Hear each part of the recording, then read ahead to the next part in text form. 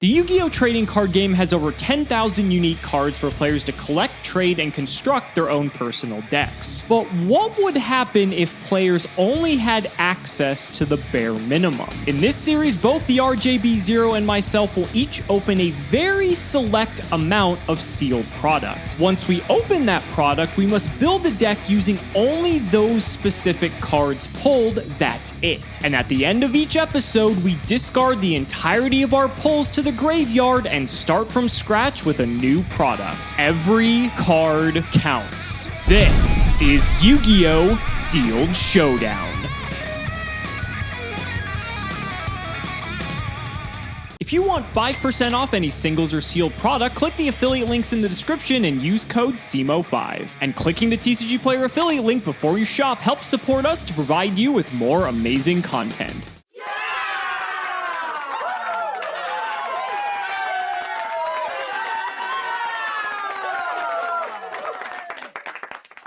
Welcome back, ladies and gentlemen, to another episode of Sealed Showdown. This episode, we're going to be foregoing the synchros because we're taking a step back in the past with Retro Pack 2. Now, Retro Pack 1 turned out pretty good, even though, again, no synchros, more of a simplistic style of gameplay. But I personally love this. I know RJ does, and I know a lot of you guys do as well. And I think this will be a bit more exciting than Retro Pack 1 because there's actually quite a few good cards in this set. So 24 packs of this, flip them up, and right out of the gate, you can see 1900 Beater, Book of Moon, Dust Tornado. I mean, this is like everything we could have asked for. Okay, so my decks have been a little suspect the last 2 weeks, but you cannot deny that the games have been straight bangers across the board.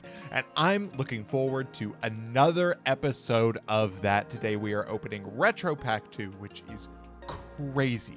This pack is insane, and I'm so excited to be opening it. Features many of my favorite cards from this series so far. Let's crack it open. And starting off hilariously with a secret rare, Harpy's Pet Dragon. Sure. More importantly, though, we've got a bunch of incredible cards in this pack, starting off with our rare, which is Mage Power, one of the best equipped cards ever produced. Dust Tornado, spell and trap removal at common. Gemini Elf, a 1900 attack point monster at common. Insect Imitation is funny. Reckless Greed is funny. Bazoo the Soul Eater is a meta definer from Reaper format, and Guardian Sphinx is a crazy card in Limited. Just this entire pack is nuts. Torrential Tribute is a common in this set. Torrential, a common. What is this set? We also have Fortsard Ladybug of Doom, which is a pretty good one. Azura Priest is good in GOAT matches, exactly. Another Guardian Sphinx, though, is something I will not turn down. A Gamma the Magnet Warrior at rare, but look at the commons again. Gravekeeper's Spy, and another Gemini Elf, and a Lightning Blade, and a Spear Dragon. Card of Safe Return is in here. God, this pack is nuts. Air Knight Parshat, that is such a good pull. This is a rare too, so this isn't guaranteed. Mirror Wall is a sick ultra. This is a just devastating battle trap, so I'm happy to get this. Spear Dragon, Bazoo the Soul Eater, even Guardian Sphinx in sealed is terrifying. Oh my god, it just keeps getting better. New Doria, another Bazoo. Yada, I don't know if we're gonna play, but it's an option. Magic Drain is also quite good if the spells are worth negating. Premature Burial. Oh my god, there are so many good cards in here. Asura Priest, another Gemini Elf, Dawn Zalug as well if we want to play some hand control. We've got Yada, so I mean, it is a possibility. Don't think we're going Destiny board, though. All right, here's another one. We've got Dust Tornado, Yada Garasu, another common Torrential Tribute. This pack is so crazy. Of course, I do have to be careful about the fact that Alex almost certainly is getting packs as crazy as I am. So I need to temper my expectations for my deck a little bit, but look at the power level of cards we're working with today. Next pack, Premature Burial at common, another Gravekeeper Spy, my third Torrential Tribute. A Legendary Ocean's a really cool one, but unfortunately we're probably not going to get a chance to use it. Gravekeeper's Assailant is very cool if one of the two of us gets Necro Valley, and I would absolutely play Gravekeepers if we got Necro Valley. Next pack, Obnoxious Celtic Guard. Again, not the best rare, but we do have Premature Burial at common and another card of Safe Return. We have two Premature, two card of Safe Return. This is going fantastically. If we can get some calls of the Haunted, I might actually play the card of Safe Return. This is just unreal. Torrential at common. I think this gives us 3 Gemini Elves. Free the Matchless General is quite good if we have more warriors to search. 2300 Tribute. I think there are better ones, but we're going to have to wait and see how the rest of our pulls look. It just keeps getting better. Bottomless, Call of the Haunted, another Bazoo, another Spear Dragon. Like, this is insane. This is probably going to be one of the most high-power episodes of Sealed Showdown of all time. Another Spear Dragon, Call of the Haunted, Bazoo, Kaiku this time around, which is big. Super rare Dark Necrofear. Don't know if we have enough Fiend support for this, but that's a bomb for sure. Also, Nobleman of Crossout. Can't forget that. Next pack, Legendary Fisherman, again with the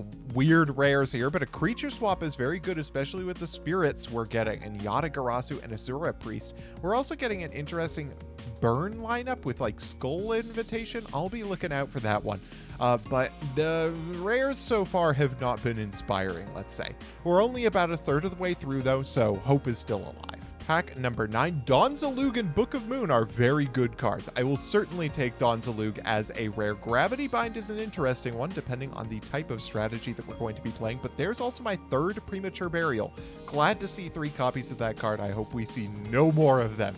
And a 3rd Gemini Elf, also very good. All right, pack number 9, another Dark Geroid is not bad. Kaiku is also very strong, and there's a Call of the Haunted. Again, card of Safe Return, starting to look pretty spicy. I'm interested to see if there's any spellcaster specific support in here. If we get some cards that can help specifically spellcasters, I have a pretty good lineup for an all spellcaster deck. Holy crap, and it just keeps getting better. Book, Torrential, Bottomless, Premature Burial, card of Safe Return. I don't know if we have enough ways to revive stuff for this to be good, but another Guardian Sphinx as well. This is like 2/3 of the pack is playable. That's absurd. There he is, the green baboon. I don't know if there are like enough beasts to support this though, but oh man, if we can get some revenge against Robert for when he had this, that would be great. Asura Priest, Spear Dragon, I mean, it's insane. Lava Golem in the super rare slot. Am I starting to build a burn strategy? Ooh, that could be interesting. That could be very interesting. There's another Book of Moon. Glad to see a second one of those. Would love to see 3 of them. And there's another Bazoo for the beatdown strat. Nightmare Wheel in the rare slot is pretty darn good. And there's my first Nobleman of Crossout, an extremely powerful spell in this set. Limiter Removal is interesting. I don't think we have the machines to make it work. Wow, my holos and rares this time have not been terribly interesting, but there's another Dust Tornado and another 4-starred Ladybug of Doom.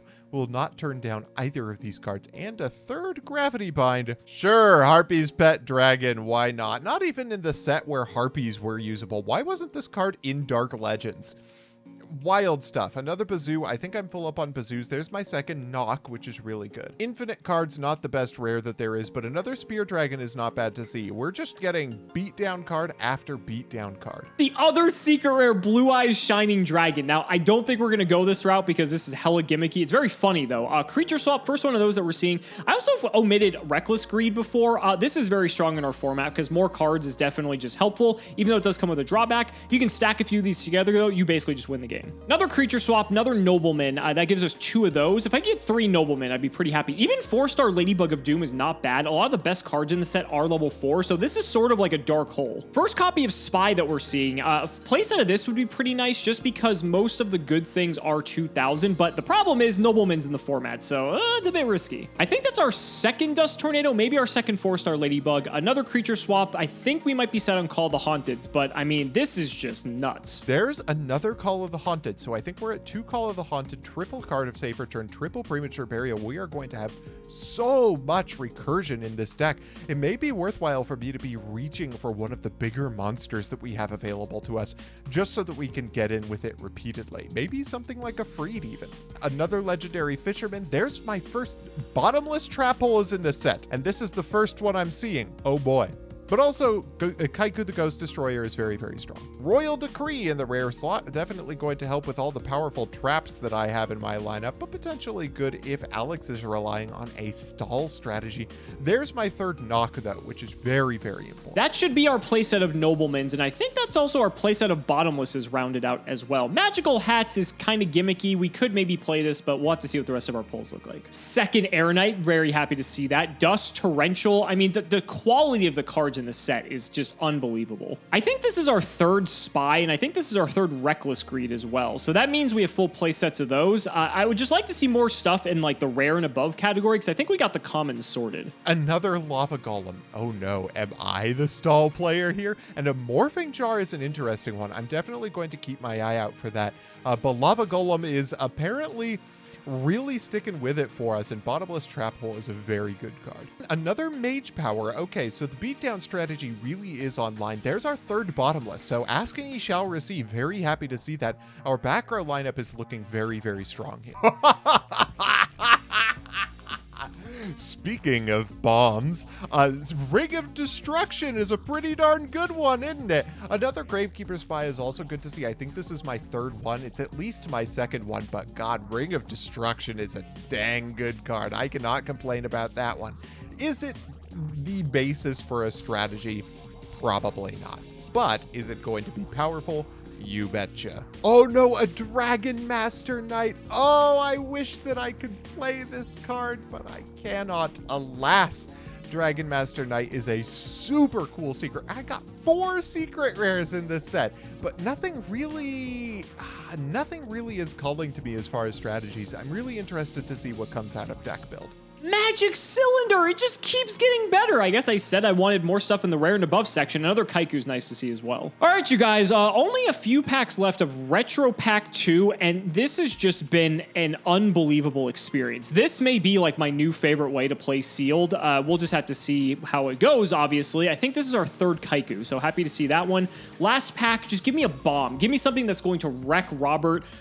Hino Kagusuchi is not going to do it, but I think that actually might be our third Book of Moons. I'm gonna have to double check and see. Obnoxious Celtic Guard is interesting, but I don't think it's good enough to play.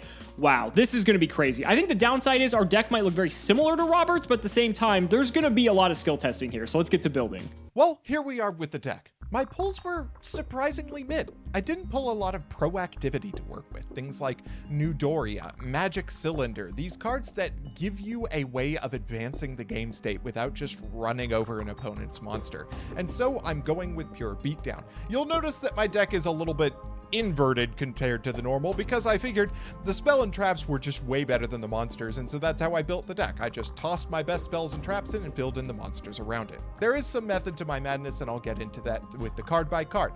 First, we've got triple Bottomless Trap Hole because it's a staple, it ends turns. Triple Torrential Tribute. It brings you back into the game by clearing the board. The best pull I got by far, Ring of Destruction. This card is crazy and may make up for a couple other things that I'm lacking in other places. Triple Dust Tornado because it's great. It deals with Call of the Haunted.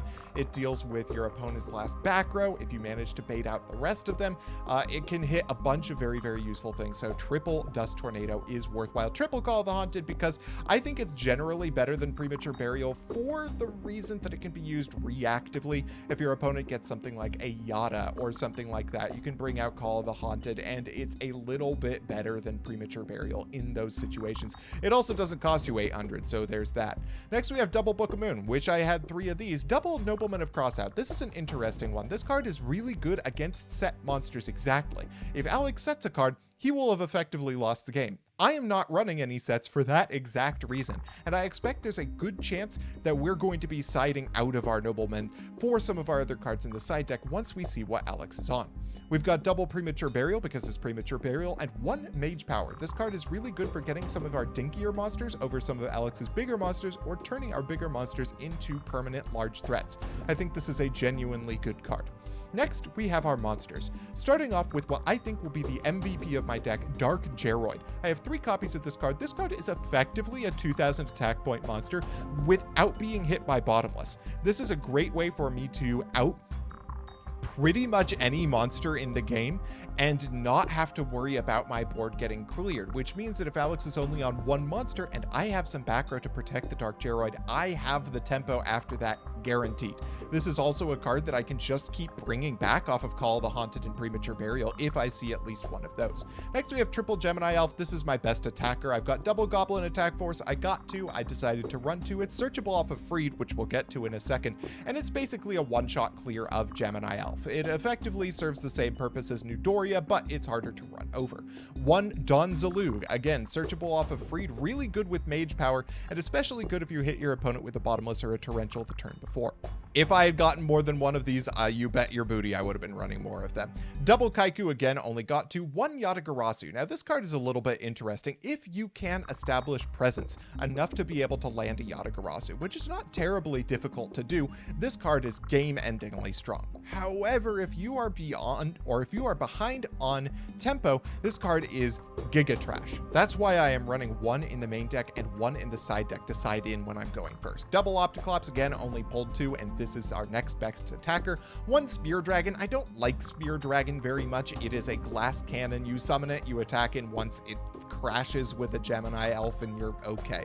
Triple Bazoo. Bazoo is a very strong card, but it's also very risky. You only really get 1 or 2 uses off of it in most of your games, and as anti-synergy with Premature Burial and Call of the Haunted, I kind of want to side out of this, but I just don't have a better option for it. Spear Dragon has similar issues, and none of my side deckable monsters are probably that good unless I think that Alex is going to be siding out of Nox. If Alex just sees a bunch of beat sticks and takes out his Nox, then I'm going to be bringing in my flip effect monsters, and in that case, I'll take out my Bazoos. And instead, I am running 2 copies of Freed the Matchless General. And I know this seems hella sus because tribute monsters are just magnets for removal. But consider this, while something like a Goblin Attack Force or a Spear Dragon is a strong card that doesn't take a tribute or something like that in order to get it onto the field, they're also glass cannons. Things like Mage Power are vulnerable to dust tornadoes, but a Freed the Matchless General, if you stick it, is nigh impossible to out. Your opponent has to proc their own torrential tribute or hit some other form of removal because it's immune to Book of Moon. If I can stick 1 Freed the Matchless General without it getting bottom list, I am in the driver's seat for the rest of the game because it beats basically everything else in the format. I think this card is extremely strong. I may side out of 1 depending on if we're going first or second, but I think this card is really good even if it is a tribute monster because of the ability to recur monsters. If you can stick it once, you have an easy source of tempo for the rest of the game. Going into the side deck, we have our flip monsters to bring in case we think Alex is going to side out of Nox. We've got double Lava Golem. If we think that Creature Swap is a good option, Lava Golem might also be a good one. This is generally for us going second. We can take out Alex's board. We'll have things like Creature Swap. We'll have things like Torrential Tribute. In order to get around the Lava Golem, we can take it. We can then use it with things like Pre-Mat, stuff like that. I can see myself bringing this in depending on the matchup, and so that's why I have it in the side. 1 Yata in case I'm going first. Double Creature Swap. Again, there is a situation where I can see myself bringing this in, especially if I'm bringing in my flip monsters. 3rd Knock in case Alex is on some crazy flip strat. 1 more Mage Power in case I want to be on real beat stuff. This is mostly for me to side in over Knock. 1 Nightmare Wheel because this deals with a lot of threats in the format, but I think is generally worse than most of my other back row. If I need to be more reactive than I'm being, this is a pretty good card, and it's good in the counter burn matchup. 1 more Pre-Mat. I don't think it's very good in the main deck to have 6 of these, but if we are going to be crashing in a bunch of monsters, if I don't see Kaikus out of Alex, then I can bring this card in and have even more tempo to work with. And finally, Triple Barrel Behind the Door. Burn is actually a surprisingly good strat in the set because of how common burn cards are, so I want to have a counter burn card in the side deck in case Alex gets that, because otherwise I just lose the game. This deck looks interesting. This is going to be an extremely high-powered matchup. I'm excited to get into it. I don't know what to say. This has to be like top 3 sealed Showdown decks. This is ridiculous. This reminds me of what decks looked like in 2003 when they just played like every good Yu-Gi-Oh card and then just like the best like 20 something spells and traps in the game at the time. This is nuts. This is absolutely unbelievable, and it's going to be a bloodbath for sure. Now, to be fair, Robert's deck probably looks almost identical to mine, although depending on his pulls, that may not be the case, but wow, this is going to be a disaster. So curious to see how it's going to go. Let's do the card by card. So we've got 3 Bazoo. The most important part about Bazoo is that it's a beast, which means we can actually trigger Green Baboon off of it. And Green Baboon's 2,600. Now the problem is bottomless is in the format. So if Green Baboon gets bottomless, well, so be it. But if it gets hit by any other removal card, it's pretty likely to come back. So that means it's going to be an always recursive threat unless Robert has specific types of removal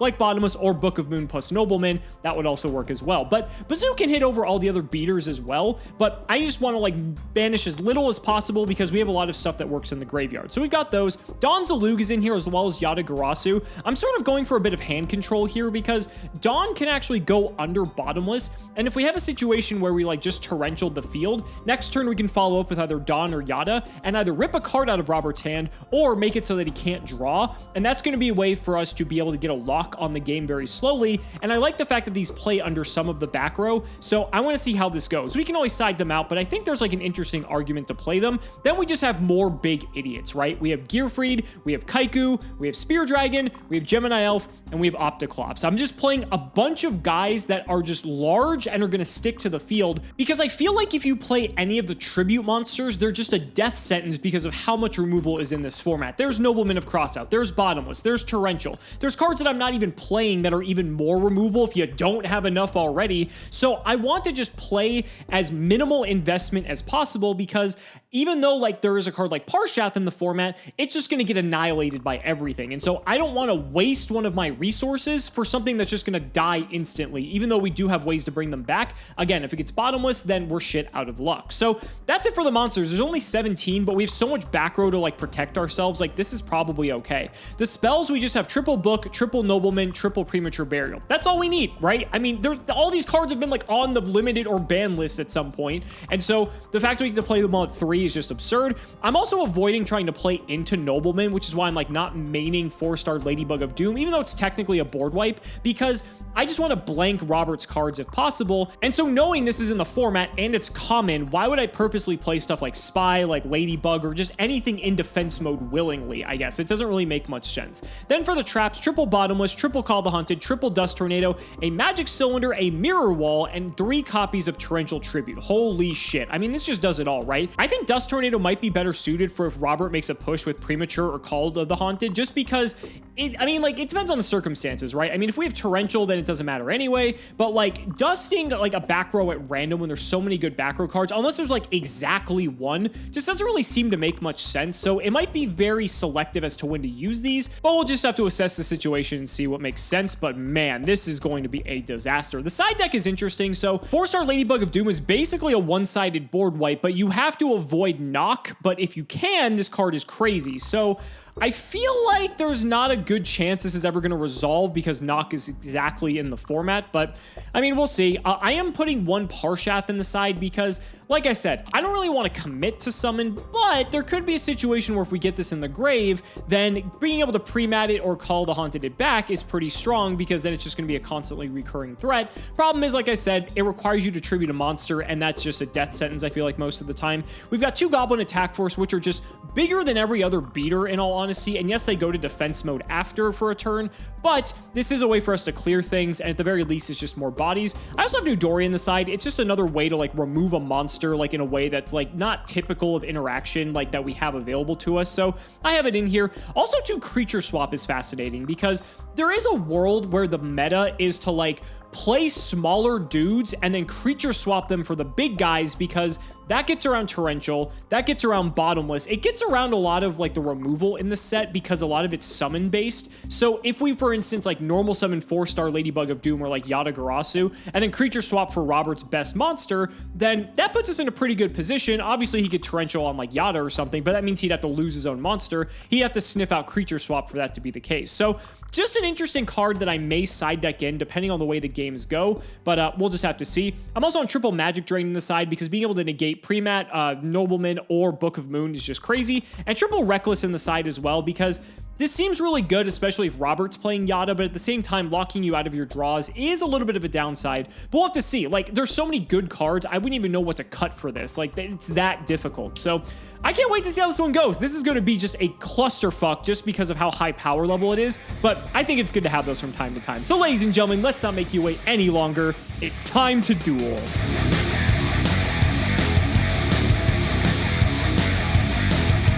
Robert, holy fuck, are you ready for this This may be like one of, if not the highest power level episode in Sealed Showdown history. I don't know if it's gonna top like you say in terms of like anime level action. This is just like raw power at its finest, like turn it up to 11. For sure, although I will say I was really confident about my pulls and all the crazy cards I got until I read the set list and saw what was possible to get. So we're gonna see how this goes. This is gonna be interesting. Yeah, for sure. There's definitely some stuff that can swing the game one way or another, and hopefully you did not get those and I did. But we'll see what happens, buddy. Shout out to patron Ocean McCool. Thank you for the support. That's a fun little name. Come on, come on, come on, come on, come on. Shit. Okay. Don't do this.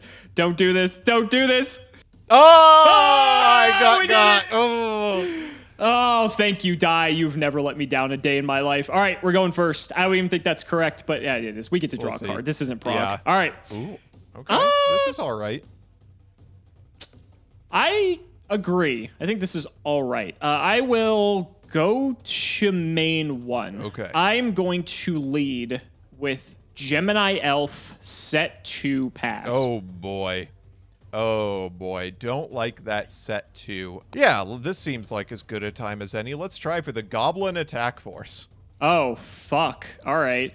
So goblins are weird, right? Because in theory, I should be able to clear them on the next turn because they're going to go to defense. But it's weird because if you have back row to like protect, and I feel like sticking your normal summons very important in this set, then there's a chance that the goblins can like theoretically live a lot longer than you might expect them to. For sure. I am actually going to bottomless this. Okay, that seems actually pretty sensible. I am going to set a back row and pass the turn. I will draw. What's better than 1 Gemini Elf, but 2 Gemini Elf? Interesting. Okay, I am going to... I'm actually going to bottomless this Gemini Elf. Okay, sure. Let's just swing for 19. I'll take 19. Yeah, 38 would have been a pretty big swing. Yeah, that would have put you in the danger zone quite quickly. In that case, will just pass the turn to you. Draw for turn. Interesting. Opened with 2 back row, did ya? What, are you scared to commit another normal summon, buddy?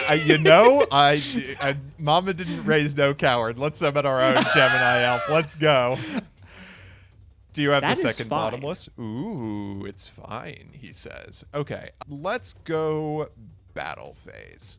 I'll attack it with my Gemini Elf. Can we go to the damage step? What the fuck do you have in damage step?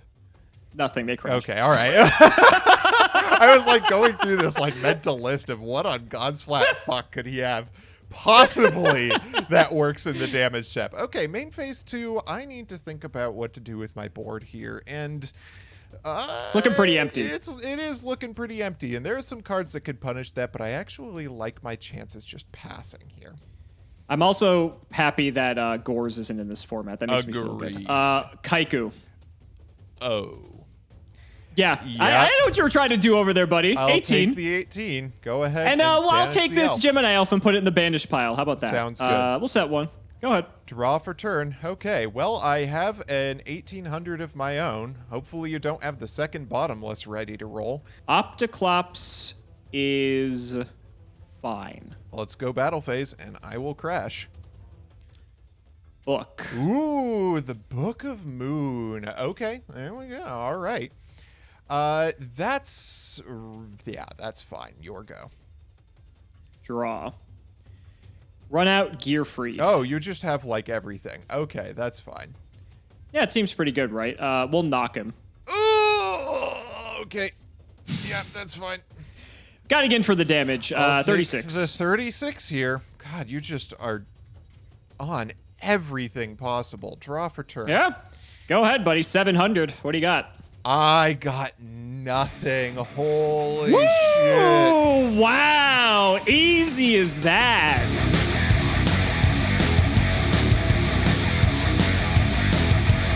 Wow. Yeah, you had literally exactly the answer for everything I had available to me. I had a pre-mat to maybe commit to the Gemini Elf, but if you had anything to out the Gemini Elf, I was out of stuff. So hitting that Kaiku when you did was basically everything you needed. I'm going to go first this time. No shot I am letting you get that set up again. Now, for what it's worth, I feel like going first played a big role in that playing the way that it did, because I was able to set up first. Yeah, it felt pretty good. So go ahead, buddy. You now get to draw the card. Indulge me. How is your opening going to look? Okay, my opening is goddamn phenomenal. I don't like to hear that. Let's just normal summon a Kaiku. Okay. And let's, for funsies, let's set 4 back row. 4? And pass the turn. Okay, it's a little bit better than my opening. Main 1 in that case. What the fuck do I do? I'm going to set 3. Ooh. And then I'm going to set a monster and pass. Let's draw for turn. What would be the punish for me just attacking here? Like, pretty much exactly a Gravekeeper's Spy. But how much do I care about a Gravekeeper's Spy? Yeah, let's attack in with Kaiku. Let's see what you've got. It could also be Newdoria. It is 4-starred Ladybug of Doom. Okay, and there goes my Kaiku. Main 2, I will... Sure, let's normal summon ourselves a Gemini Elf. I was really hoping you were going to overcommit. That would have been so nice. I will bottomless the Gemini Elf. I will think on the activation of bottomless. Ooh, someone has Book of Moon. I, in fact, do have Book of Moon, and I am going to use it. Okay. Your go.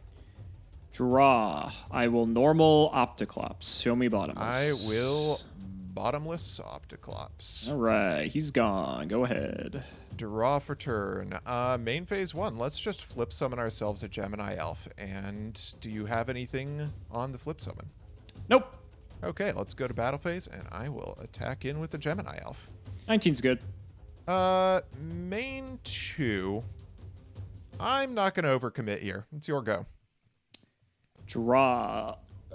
That's not good. I'm going to set 1 and pass. Let's draw for turn. No reason to not do what I have been doing this entire time. Let's go to battle phase and swing in with the Gemini Elf. It is Bazoo the Soul Eater. Oh, okay, I like having hit that, and I will... Let's pass turn here. Draw.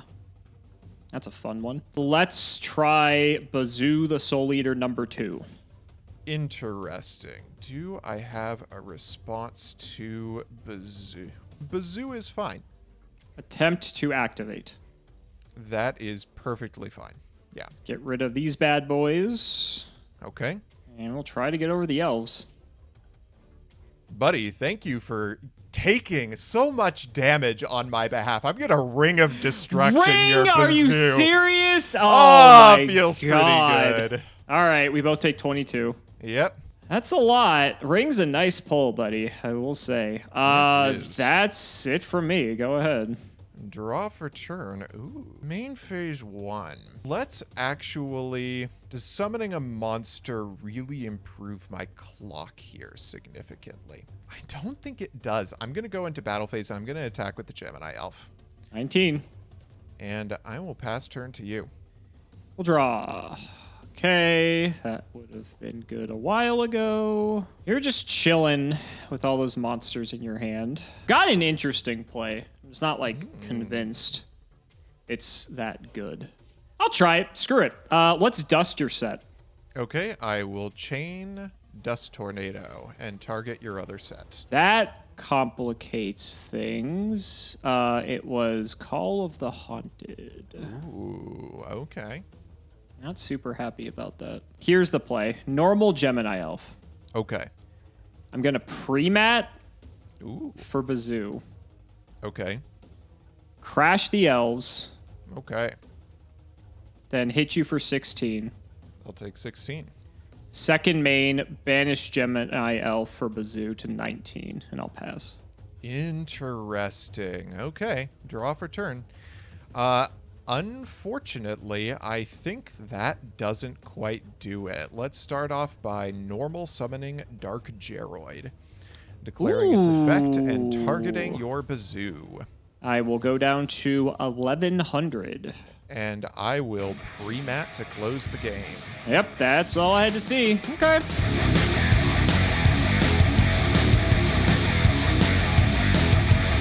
Robert, this has to be a land speed record for how fast we're going here.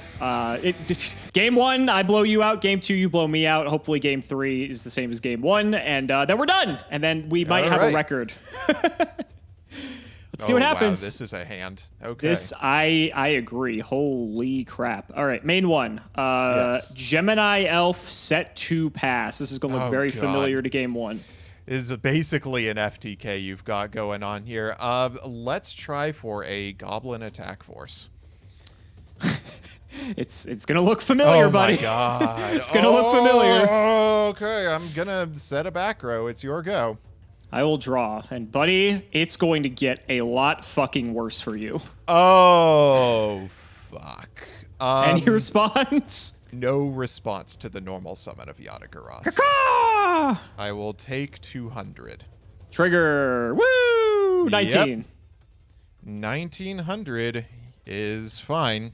Okay, now the one problem with this is I do lose tempo here, but honestly, it's worth it. I'll take Yata back to hand, and you will skip your draw. I will skip my draw, and it does not matter. I lose the duel. What? So there are a couple of cards I could have brought in here that would have been different here, but they honestly wouldn't have made the difference. So first of all, I top decked both of my Freed the Matchless General here. Both copies. So what these may have been were like, I sided out of a Bazoo, which does nothing here. Right. And I don't think there was anything else that I was going to side in over this. I also had Don Zalug, so I basically opened with all of my bricks to open with. Right, right. And I had a knock. And Don Zalug is really good going second if your opponent starts with a set. And I saw that you were running sets in game 2. Yep. And I had actually taken out my knocks for that exact purpose. I hadn't seen sets from you, and just opening with the double Freed was brutal. And even if these had been Bazoos, I wouldn't have had monsters in the graveyard to deal with Yata, and so there was just no chance to deal with your opponent opening bottomless against a bottomless Yata against this hand. Oh boy, that was terrible. You needed like Ring or some removal reactive card to deal with Yata in that situation. Yeah, and my other card was Dusty. So the funny part is, I guess in all fairness, if, no, because Dust is an MST, never mind. What I was going to say was, so I purposefully sided into 4-star Ladybug of Doom game 2, so you would side into Knock and then side it out of them, because I knew you were going to side into it. So I was hoping to brick you on Knock, because my plan was to never set a monster the entire time. But then I thought, ooh, I could play mind games, because maybe he's just like not playing Knock at all, because setting in this format seems like a death sentence. So I was like, okay, if I mess with him, maybe I can like clog him up. And that actually sort of kind of worked out the way I wanted it to.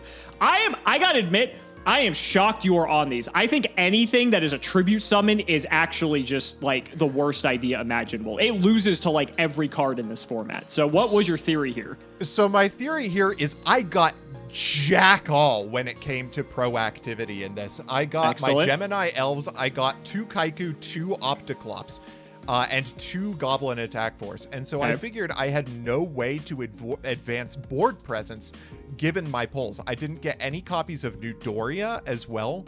Okay. I basically didn't get anything that got me anywhere. And Bazoo, so I had this available to me in the side deck in case like basically Bazoo was looking like a suboptimal choice, because Bazoo is a high risk card. If you don't have monsters in your graveyard, it loses to everything.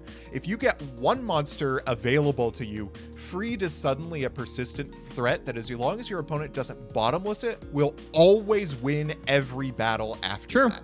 I did not expect to draw 2 of them at once. And the other nice thing about Freed is it's immune to Book of Moon, and it can search out things like Goblin Attack Force to deal with additional threats. In case I think that that's more helpful. And this was the double Lava Golem that I pulled. This was the biggest monster I got out of my pulls. So I just had nothing in the way of proactivity. So this was pretty much what I had available to me. He's also like kind of a hunk too, right? So that's why you played him. I mean, like true. I get it. I mean, like He's not bad on the eyes. Yeah, like I'd go there. So the thing is with Bazoo that you forgot to mention, it's really good with Green Baboon, Defender of the Forest, which I pulled. So that was my reason for playing Bazoo. I do agree it has a lot of anti-synergy with Premature Burial, right? So that's like one of the things I was concerned with. And the second game, I had double Bazoo but no Baboon. And so I'm like, okay, like this kind of sucks. But in the instance where you don't have pre-mat Call of the Haunted, then like Bazoo is fine most of the time. And he can actually get big enough to hit over something like, if we get to a mid game in this format, which I don't think exists, could hit over like a Freed hypothetically. Sure. Yeah, so I pulled like Parshath and stuff, but like I just decided not to play them because I just felt that they lost to everything that you can normal summon, either crashing or just in combat period, or there's just so much removal between Bottomless, Torrential, and the like, that my deck sort of just looked like a deck from 2003 that plays like 15 monsters and like a million back row. And just hoping that you see the monsters at that point is all that there was. I had, this will make your blood boil. I had one Yada, and I drew it. So I had it last game too. But obviously in that situation, Yada sucks when you're behind, and I could have no way to like actually capitalize on it. And Kaiku Call the Haunted. Like my opening hand was pretty stacked. Sans the that's Baboon. nuts. Yeah. Yeah. But I mean, if you had Torrential for the Yada, this would have been a much different game, right? Because then you Torrential me, you can Dawn Zaluga card out of my hand as well, which would have been either pre-mat or Baboon. If it was Baboon, it'd be really funny because I could Call the Haunted it back. But then we would have had a bit of a game, right? So for sure. And Torrential's at 3. So that's pretty sick that we get to play 3 Torrentials. In terms of like other big like one of cards that I pulled, I don't really, I got my own Dawn, so I was on that. I only pulled one Gearfried. I was playing that because I just wanted like I didn't get a single copy of that card. And I guess this counts as one of my quote unquote big pulls. I did pull Mirror Wall, so I was messing with you with the damage step, but I did have one damage step related card, so just didn't draw it, so it never came up. But Mirror Wall in this exact like format of just big idiot beatdown is so big. Just being able to just crush your monster's attack. Were you playing any other tributes or just the 2 Freeds? It was just the 2 Freeds. I figured so these cards are basically to stick aggression on the board. Obviously, if I don't draw double of it in the opening hand, it is significantly better. But yeah, so the next best card that I had was Spear Dragons, and I figured the problem with Spear Dragon is it's a glass cannon, as opposed to Freed, where if you get it on the board, basically the thing about Freed is if you get it on the board, you need nothing else. It takes a Goblin attack force to beat it, or like a Bazoo with 3 materials, which is never going to happen in this format. Right. Yeah, so that was kind of the plan. I considered Guardian Sphinx, but I made the same decision in the main deck. Oh, I also didn't get any copies of Magic Cylinder. I got one. I forgot about that card. I did get a Cylinder. Yeah. And yeah, so I didn't run a single set in the main deck, and I was on almost the exact same mind games as you. I brought in the sets game 3 when I was pretty sure after game 2, if you had the Nox, then you were going to be taking them out. Double Geroid. Wow, that's pretty good. And Jar. I didn't get that either. Yeah, I was running 4 Geroid, or 3 Geroid 4. I had 4 cards in deck, which is why that came up. Yeah, I saw one of them, which was excellent. Yeah. So this set turned out to be a lot more who's going first dominant than I was really hoping. Yeah, I don't know if it's necessarily who goes first. I think it's like who opens more back row, or maybe more importantly, like better back row, right? One Torrential flips this whole game around, and neither of us saw it at all over the course of 3 games. But yeah, it's pretty simplistic Yu-Gi-Oh, right? You just get your one summon, and then if you have pre-mat or Call the Haunted, and you're not staring down like Kaiku banishing your shit, then that's basically what it just gets simplified to. I liken Dust Tornado to essentially monster removal because of pre-mat and Call the Haunted being at 3 copies each. So I felt it was actually better in some instances just to hold it in case of either of those cards showing up, because it basically is like Ring of Destruction without the damage, right? So for sure. Yeah. Interesting though that we still had some Mage Power is a big one too. I would have 100% played that if I pulled it. That's a good one. Yeah, I had 2 of them, and I was just like, I want to be running 20 monsters, and all the rest of my spell traps were like way better than Mage Power. I think I took like a pre-mat out for knock or something like that. Yeah, I did bring Mage Power in over Knock in game 2 too. I actually brought in Reckless Greed game 3 because I think those were the Ladybugs or the Knocks. And I'm just like, after seeing the way that the second game went, I feel like I just need to see more cards. I feel like if I see a Torrential, then that gets me back in the game. So if I get a situation where I get a Reckless, maybe you try to dust it so I actually get like even more advantage off of it. Or if the Dream, right, double Reckless, then that would be ideal because then that just gets you super deep into the deck. But didn't really get to see if that was correct like from the start, but something I just figured like, yeah, if I just see more dudes or more ways to interact with you, that could just pay off, even if it comes at a minus later on. But by that point, I might be established enough that it doesn't matter. The games went so quick. Yeah, for sure. So guys, that's going to wrap it up for another video. I really hope you all enjoyed. Let's go ahead and shout out the patrons for all of their continued support. So shoutouts to Shadow1317, Moto, Tim00x3, Cameron Smith, MBT Play Medolce, Chaotic Meatball, Par 2, Pony Stark, Synchro Guy, Dan the Man Hoban, I Ship MBT and Simo, Draconic Rockslide, Phoenix the Immortal, Jordan Coons, Iron Bladesman, Jesse Wood, Chris Hood, David Liu, Dylan Hunter, Cody Bretz, John Two-Base, Extremely Vulgar Man, Brody Eastwood, Zerius Business, Carlos DT, Flannel Daddy, MBT caught injecting his Fairy Lily, Hornet TC Gaming, Valen Jackson, thanks for the sleeves, Dad. Orange, you glad I didn't say Alpha Tribute Ben 10, Matthew Brady, Max, Twinkle Muncher, Eater of Crayons, Lulubon, Yodabon, Helios 515, the anti-Big Brain Ben K OTK play, MBT funding the Irish with his Rothschild wealth, that's his Roth IRA, simping for Simo, Stolfin Amethyst, Nicholas Carpenter, Simo's Harem of Sexy Yugi Tubers, LGMBTQ, Nim Noodle, Malabranch of the Burning Tunnels, Stella and Zoa Vermilion, Wonder Waffle, James Keen, Skull Servant and the Wandering Doomed are boyfriends. MBT cancel by all community soon, cancel by all committee soon, cancel by all players soon. Dalton, not reading cards makes the game interesting and you know it. The Undertaker versus Simo and MBT. Wait, play the concert video one more time. Cayman CJ, Hunter Reed, Shrugs IX, the Crystal Beast Enthusiast, ITF, Dark Echo, Corvain, Jake1779 is bad at Yu-Gi-Oh!, Josh Haynes, TJ Starman, and Seamoose Engage. Thank you so much for watching the video, and we will see you next time.